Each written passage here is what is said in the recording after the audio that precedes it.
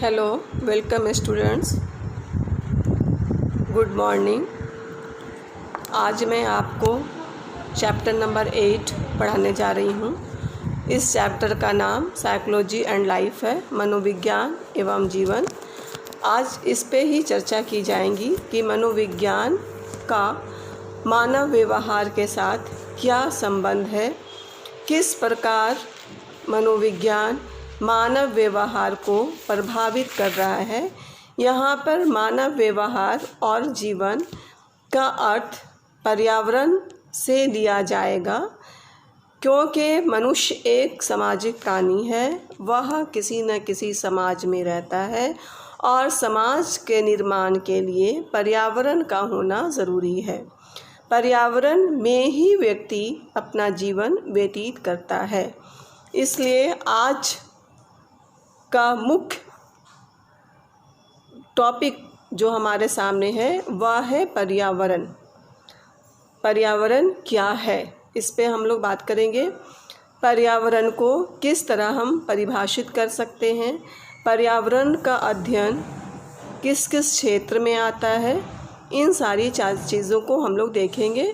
सबसे पहले हम ये जानते हैं कि व्यक्ति जिस समाज में रहता है वह भौतिक वस्तुओं एवं कुछ सामाजिक और सांस्कृतिक वातावरण या परिवेश से घिरा हुआ होता है, और हमारे आसपास के परिवेश में जो चीज़ें रहती हैं, जो भी चीज़ें मौजूद हैं, चाहे वो नेचुरल हो चाहे वो अननेचुरल हो, कहने का अर्थ है कि चाहे वो प्राकृतिक रूप से हमारे सामने हो या मानव निर्मित रूप से हमारे सामने हो, ये सारी चीज़ें पर्यावरण कहलाती हैं। जैसे पेड़ पौधे, पहाड़, स्कूल, मॉल, पार्क आदि। ये इन सारी चीज़ों को हम लोग पर्यावरण के नाम से जानते हैं। इन सारी चीज़ों का सम्मिलित होना पर्यावरण कहलाता है।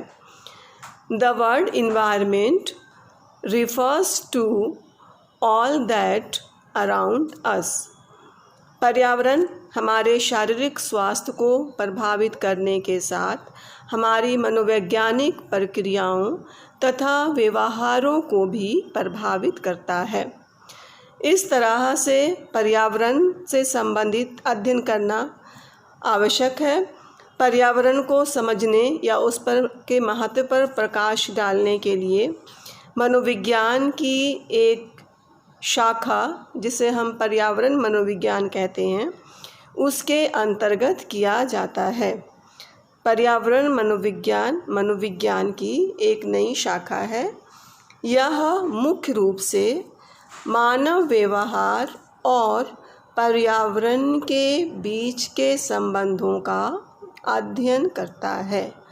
हम देखेंगे अब कि पर्यावरण को मनोवैज्ञानिकों ने किस तरह से परिभाषित किया है। अब हम लोग आते हैं पर्यावरण पे। पर्यावरण की परिभाषा। फ्रेजर और लूमिस नामक मनोवैज्ञानिक ने पर्यावरण मनोविज्ञान से संबंधित परिभाषाएं दी हैं। उनके अनुसार पर्यावरण मनोविज्ञान की एक व्यवहारिक शाखा है, जिसके अंतर्गत व्यवहार तथा निर्मित एवं स्वाभाविक वातावरण के अंतः संबंधों का अध्ययन किया जाता है। इन्वर्टेड कॉमा क्लोज कीजिएगा। According to Fraser and Loomis, inverted comma में, it examines the way in which the natural environment and our built environment in shape us as individual. The field defines the term environment broadly, encompassing natural environment, social settings, built environments, learning environments and informational environments। इस तरह से इन्होंने क्या कहा है Fraser ने कि पर्यावरण मनोविज्ञान जो है वह एक व्यवहारिक शाखा है, जिसमें हम लोग मानव व्यवहार और स्वाभाविक तथा निर्मित वातावरण के बीच के संबंधों का अध्ययन करते हैं। अब हम लोग देखते हैं इसके अलावा आल्टमैन ने 1976 में पर्यावरण मनोविज्ञान को परिभाषित किया और कहा इन्वर्टेड कॉमा में, पर्यावरण मनोविज्ञान वह मनोविज्ञान है जो भौतिक वातावरण और मानव व्यवहार के बीच के आपसी संबंधों का अध्ययन करता है। Inverted comma close. Environmental psychology examines the interrelationship between environments and human behavior. Inverted comma close. The field defines the term environment very broadly to include all that is natural on the planet as well social settings, built environments, learning environments and informational environments।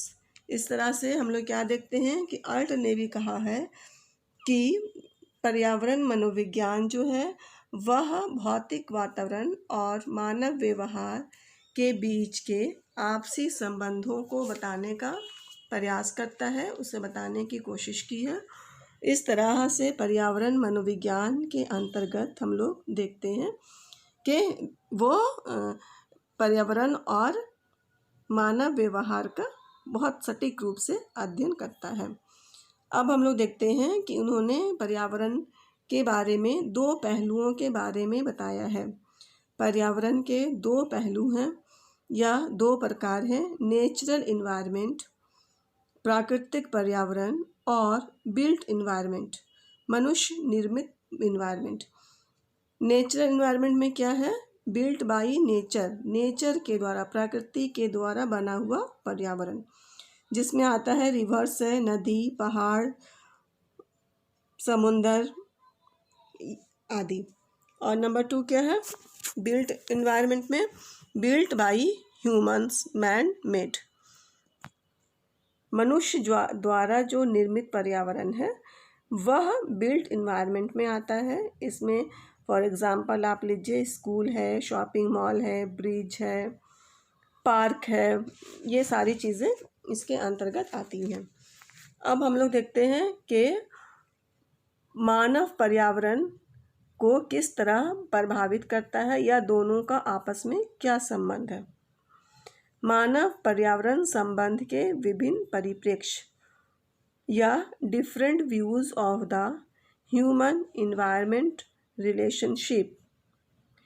मानव पर्यावरण संबंध को लेकर कई दृष्टिकोण हैं। इनमें स्टोकोल्स 1990 नामक मनोवैज्ञानिक ने 3 उपागमों के बारे में बताया है जो मनुष्य और पर्यावरण के संबंध के बारे में विवरण देता है, उनकी व्याख्या करता है, जिसमें नंबर ए हम लोग देखेंगे अल्पतमवादी परिप्रेक्ष्य, minimalist perspective.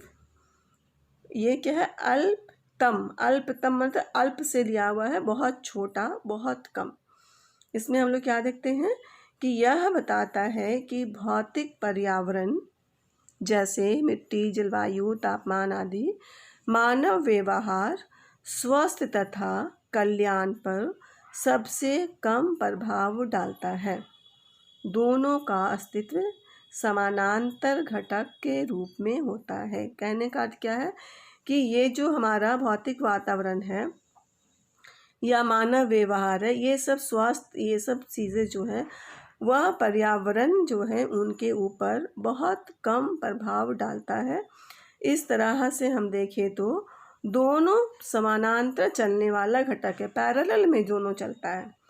The minimalist perspective assessments that the physical environment has minimal or negligible influence on human behavior, health and well-being। अब हम देखते हैं बी, नैमित्तिक परिप्रेक्ष्य, इंस्ट्रूमेंटल पर्सपेक्टिव। यहाँ पर क्या है, भौतिक पर्यावरण विशेष रूप से व्यक्ति के सुख और कल्याण के लिए है। पर्यावरण के ऊपर मनुष्य का अधिकांश प्रभाव नैमित्तिक परिप्रेक्ष्य को बताता है, अर्थात पर्यावरण पर मनुष्य का जो प्रभाव पड़ता है वह नैमित्तिक में ही होता है। यहाँ कहने का अर्थ क्या है? इंस्ट्रूमेंट। नैमित्तिक मतलब ज्यामिति से किया गया है कि एग्जैक्ट उसको बताने वाला। तो हमारा जो भौतिक पर्यावरण है, जिसमें हम विशेष रूप से व्यक्ति के सुख को देखते हैं, उसके कल्याण को देखते हैं, तो ये क्या है? ये पर्यावरण के ऊपर ये अधिकांश प्रभाव जो डालता है वही नैमित्तिक परिप्रेक्ष्य को बताता है या उसको इंडिकेट करता है। यानी कि पर्यावरण पर मनुष्य का जो प्रभाव पड़ता है वह नैमित्तिक में ही होता है। The instrumental perspective suggest that the physical environment exists mainly for use by human beings for their comfort and well-being। अब हम लोग सी देखते हैं, आध्यात्मिक परिप्रेक्ष्य, स्पिरिचुअल पर्सपेक्टिव। आध्यात्मिक आप लोग जानते ही हैं, हर जगह आप सुनते भी हैं, आप उस चीज़ को समझते भी हैं। इसमें हम लोग क्या देखते हैं, यहाँ पे हम क्या हो जाएगा डैश देकर कि व्यक्ति अपने और पर्यावरण के बीच के परस्पर निर्भर के संबंध को पहचानता है। यहाँ क्या कहना चाह रहा है कि पर्यावरण जब स्वस्थ और स्वच्छ होगा तभी व्यक्ति अपने अंदर प्रसन्नता का अनुभव करेगा और प्रसन्न रहने पर ही एक व्यक्ति का अस्तित्व बना रहेगा। अतः पर्यावरण को स्वस्थ और प्राकृतिक रखना ज़रूरी है। यह कहने का मतलब क्या है कि जब हम अपने पर्यावरण को स्वस्थ रखेंगे, स्वच्छ रखेंगे, ये तो मेरे ऊपर निर्भर करता है, व्यक्ति के ऊपर निर्भर करता है कि व्यक्ति अपने पर्यावरण के साथ किस तरह व्यवहार कर रहा है, उसको किस प्रकार से रख रहा है, और उसी का प्रभाव हमारे जीवन पे पड़ता है। उसका ही सकारात्मक या नकारात्मक प्रभाव व्यक्ति के जीवन पर पड़ता है। तो यहाँ पर इस एस्पेक्ट में क्या बताया जा रहा है कि जब व्यक्ति अपने पर्यावरण को साफ सुथरा रखेगा तब व्यक्ति अपने अंदर भी एक अच्छी फीलिंग्स को महसूस करेगा, प्रसन्नता का भाव उसके अंदर आएगा, उसके अंदर एक खुशी की लहर होगी, उसे एक सुकून मिलेगा। और यही सुकून, यही खुशी, यही प्रसन्नता एक व्यक्ति का अस्तित्व होता है, उसके अस्तित्व को निखारने का काम करता है।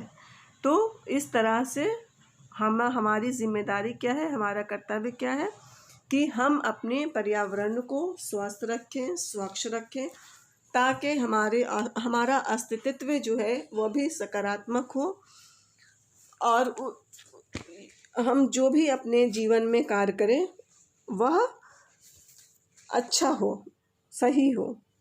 इस तरह से यहाँ पे different views of the human environment relationship हम लोगों ने देखा कि दोनों का संबंध किस तरह है, दोनों एक दूसरे पर किस प्रकार प्रभाव डालते हैं और दोनों का पॉजिटिव और नेगेटिव प्रभाव एक दूसरे पर पड़ता है। इस तरह भारत में भी कुछ मान्यताएं हैं। पर्यावरण से संबंधित भारतीय मान्यता का एक उदाहरण भी है चिपको आंदोलन, चिपको रेवोल्यूशन। चिपको रेवोल्यूशन क्या है, इसे आप लोग हिस्ट्री में भी देखते होंगे। चिपको मतलब चिपकना, किसी चीज़ से लगना। तो यहाँ पे चिपको आंदोलन क्या है, हमारे पर्यावरण को बचाने से संबंधित है। इसलिए यहाँ पे चिपको क्या हो जाएगा, पेड़ से चिपकना, अपने प्रकृति से चिपकना, उसको हम लोग कहेंगे चिपको आंदोलन के रूप में उसको देखते हैं। तो चिपको आंदोलन एक पर्यावरण रक्षा का आंदोलन था। यह भारत के उत्तराखंड राज्य में किसानों में वृक्षों की कटाई का विरोध करने के लिए किया था। चिपको का अर्थ हम लोग जान गए हैं। इस आंदोलन का उद्देश्य वनों का संरक्षण, भूस्खलन, लैंडस्लाइड और भूक्षरण, सोयल एरोजन को इस क्षेत्र में रोकना तथा यहाँ के निवासियों की जीविका को संबल प्रदान करना है। यहाँ कहने का क्या अर्थ हो गया कि इस आंदोलन के द्वारा लोगों ने पर्यावरण की रक्षा की और आज भी हम पर्यावरण दिवस मनाते हैं। यह पर्यावरण दिवस 5 जून को मनता है। इस पर्यावरण दिवस का मेन उद्देश्य क्या है? पर्यावरण के प्रति लोगों को जागरूक करना, लोगों के बीच में जागरूकता फैलाना, ताकि हम अपने पर्यावरण की रक्षा कर सकें। जब हम अपने पर्यावरण की रक्षा करेंगे तभी हमारी रक्षा भी होगी। हमारी रक्षा के लिए हमारे पर्यावरण को सुरक्षित रखना ज़रूरी है, आवश्यक है। इस तरह इस चैप्टर में हम लोग पर्यावरण से संबंधित ही मुख्य रूप से सारी बातों को देख रहे हैं। आगे चलकर इसमें पर्यावरण को प्रभावित मनुष्य का प्रभाव किस तरह पर्यावरण पर पड़ रहा है, मनुष्य के प्रभाव से हमारा पर्यावरण कितना दूषित हो रहा है, कितना नकारात्मक असर उस पर आ रहा है, इन चीज़ों को हम लोग देखेंगे। जिसमें हम लोग देखेंगे कि शोरगुल एक पर्यावरण को दूषित करने का है, पॉल्यूशन है, प्रदूषण जिसको हम लोग देखते हैं, पॉल्यूशन कितनी तरह का है जिसके द्वारा हमारा पर्यावरण पूरी तरह से दूषित हो रहा है। इन सारी चीज़ों को हम लोग देखेंगे। आज का क्लास हम लोग यहीं तक करते हैं। आपको जो कुछ भी समझ में नहीं आए आप पर्सनल कांटेक्ट पे भी पूछ सकते हैं। इस तरह से हम लोगों ने देखा कि पर्यावरण हमारे लिए कितना ज़रूरी है। आज के समय में जब हम देखते हैं, आज जो एक महामारी है कोविड-19, इस महामारी के चलते पॉल्यूशन रुका हुआ है, लोग अपने अपने घरों में हैं, सुरक्षित बने हुए हैं, तो उससे हमारा पर्यावरण अभी सुरक्षित हो रहा है। हमारे पर्यावरण में पूरी हरियाली आई हुई है, हमारा मौसम समय पे आ गया है, क्योंकि मानव निर्मित जो आपदाएं हैं, जो पर्यावरण को दूषित कर रही हैं, वो चीज़ें अभी कम हो गई हैं। इसलिए अभी हमारा पर्यावरण बहुत हद तक पहले की तरह हो गया है, पहले की तरह वो अपना रूप ले चुका है, हर कुछ उसी हिसाब से चल रहा है और चारों ओर हरियाली ही हरियाली हमें दिख रही है। तो आगे के लिए भी हमारा ये कर्तव्य बनता है कि आने वाले समय में भी हम अपने पर्यावरण को सुरक्षित करें। उसके लिए कुछ बहुत सारे रोकथाम करने की ज़रूरत है, जिसके आधार पर हम उस पर नज़र रख सकते हैं। बस यहीं तक, दैट्स ऑल।